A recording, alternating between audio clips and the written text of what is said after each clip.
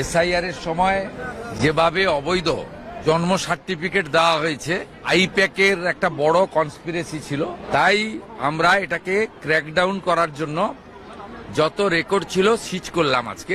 নমস্কার বন্ধুরা, পশ্চিমবঙ্গে জন্ম মৃত্যু সার্টিফিকেট যাচাই বা ভেরিফিকেশন করবে রাজ্য সরকার। মাননীয় মুখ্যমন্ত্রী শুভেন্দু অধিকারী সাংবাদিকদের মুখোমুখি হয়ে এই বিষয়ে বলেছেন। সেই ভিডিও আপনাদের আমি দেখাবো। তবে মাননীয় মুখ্যমন্ত্রী তার যে সোশ্যাল মিডিয়া প্ল্যাটফর্ম আছে সেখানেও কিন্তু এই বিষয়ে পরিষ্কারভাবে জানিয়ে দিয়েছেন এবং সরকারি সেই নির্দেশ বা সরকারি সেই নোটিফিকেশন, সেই বিজ্ঞপ্তিও কিন্তু তিনি দিয়েছেন। এই ভিডিওর মাধ্যমে সেই তথ্য আপনাদের দেখাবো যে কাদের জন্ম মৃত্যু সার্টিফিকেটকে পুনরায় যাচাই করা হবে এবং এই যাচাই প্রক্রিয়ায় অনেকে বাদ পড়তে পারে বা অনেকের জন্ম মৃত্যু সার্টিফিকেট বাতিল বলে রাজ্য সরকার ঘোষণা করতে পারে যদি সেগুলো ঠিক না থাকে। চলুন কথা না বাড়িয়ে সরাসরি ভিডিওর মূল পর্বে চলে যাই। তবে তার আগে আপনাদের কাছে ছোট্ট অনুরোধ করব, চ্যানেলে নতুন এসে থাকলে প্রতিনিয়ত গুরুত্বপূর্ণ ভিডিওর তথ্য পাওয়ার জন্য চ্যানেলটিকে সাবস্ক্রাইব করে পাশে থাকা নোটিফিকেশন বেল আইকনটা অল করে রাখবেন। আর ফেসবুক থেকে দেখে থাকলে অবশ্যই পেজটিকে ফলো করে রাখবেন। দেখুন, মাননীয় মুখ্যমন্ত্রী তার সোশ্যাল মিডিয়া প্ল্যাটফর্মে এই বিষয়ে যা লিখেছেন, জন্ম ও মৃত্যু নিবন্ধন ব্যবস্থাকে আরও স্বচ্ছ, নির্ভুল এবং নাগরিক বান্ধব করতে পশ্চিমবঙ্গ সরকার একগুচ্ছ গুরুত্বপূর্ণ প্রশাসনিক সংস্কার কার্যকর করেছে। এই সংস্কারের মাধ্যমে প্রতিটি জেলার জেলা শাসক অর্থাৎ ডিস্ট্রিক্ট ম্যাজিস্ট্রেট এবং কালেক্টর সংশ্লিষ্ট জেলার জেলা জন্ম ও মৃত্যু নিবন্ধন বা ডিস্ট্রিক্ট রেজিস্ট্রার হিসেবে দায়িত্ব পালন করবেন। ফলে জেলা পর্যায়ে সমন্বয় ও তদারকি আরও শক্তিশালী হবে। Block medical officer of health অর্থাৎ BMOH, গ্রামীণ হাসপাতালের সুপারিনটেনডেন্ট এবং মেডিকেল কলেজের প্রধানরা তাদের নিজ নিজ স্বাস্থ্য প্রতিষ্ঠানে সংগঠিত জন্ম ও মৃত্যু নিবন্ধনের দায়িত্বে থাকবেন, যা প্রাতিষ্ঠানিক নিবন্ধন ব্যবস্থাকে আরও সুদৃঢ় ও কার্যকর করবে। এক্ষেত্রে আরও বলা হয়েছে, প্রতিটি গ্রাম পঞ্চায়েত ও পৌরসভায় জন্ম মৃত্যু নিবন্ধনের জন্য নির্দিষ্ট সরকারি আধিকারিক নিয়োগ করা হবে, যাতে নথিভুক্তিকরণ ও প্রশাসনিক কার্যক্রম আরও দ্রুত, সুশৃঙ্খল এবং নির্ভুলভাবে সম্পন্ন হয়। এই পদক্ষেপের ফলে পূর্বের নিবন্ধক ও নিয়োগকারী কর্তৃপক্ষ হিসাবে গ্রাম পঞ্চায়েতের প্রধান এবং পৌরসভার চেয়ারম্যান বা কার্যনির্বাহক আধিকারিকদের ভূমিকার অবসান ঘটানো হলো। আমাদের লক্ষ্য একটাই, স্বচ্ছ, দক্ষ, জবাবদিহিমূলক ও নাগরিক বান্ধব প্রশাসন গড়ে তুলে পশ্চিমবঙ্গের প্রতিটি মানুষের কাছে সরকারি পরিষেবা আরও সহজ ও দ্রুত ও নির্ভরযোগ্য করে পৌঁছে দেওয়া। এবং তিনি সোশ্যাল মিডিয়া প্ল্যাটফর্মে এই নোটিফিকেশানটাও দিয়েছেন, যা আমি বাংলাতে ট্রান্সলেট করে নিয়েছি গুগল ট্রান্সলেটরের মাধ্যমে আপনাদের সরাসরি দেখিয়ে দিচ্ছি।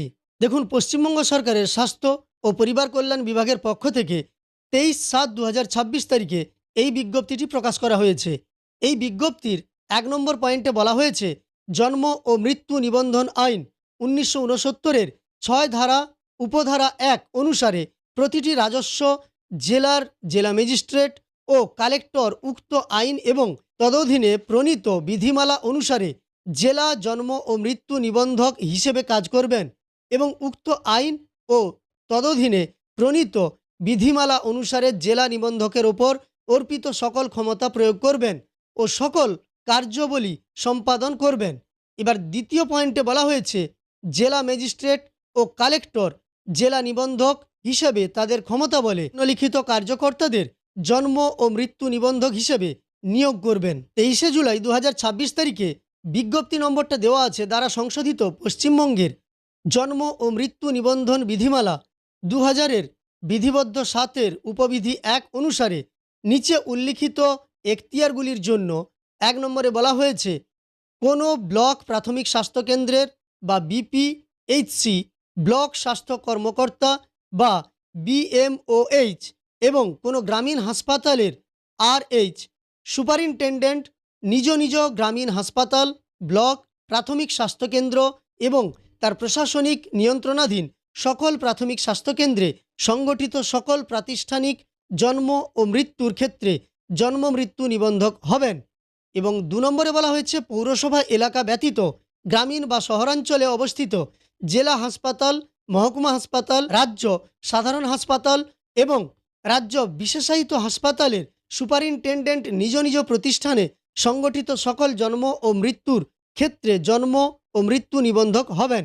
পৌরসভা এলাকা ব্যতীত গ্রামীণ বা শহুরে এলাকায় অবস্থিত প্রতিটি মেডিকেল কলেজ ও হাসপাতালে সংগঠিত সকল জন্ম ও মৃত্যুর ক্ষেত্রে মেডিকেল সুপারিনটেনডেন্ট কাম ভাইস প্রিন্সিপাল জন্ম ও মৃত্যু নিবন্ধক হিসেবে দায়িত্ব পালন করবেন। 3 নম্বরে বলা হয়েছে অতিরিক্ত জেলা ম্যাজিস্ট্রেট, মহকুমা কর্মকর্তা, ব্লক উন্নয়ন কর্মকর্তা এবং যুগ্ম পৌর কমিশনার নিজ নিজ এখতিয়ারের মধ্যে অতিরিক্ত জেলা নিবন্ধক হিসেবে কাজ করবেন এবং এই আইন ও তদধীন প্রণীত বিধিমালা অনুসারে অর্পিত ক্ষমতা প্রয়োগ ও কার্যাবলী সম্পাদন করবেন।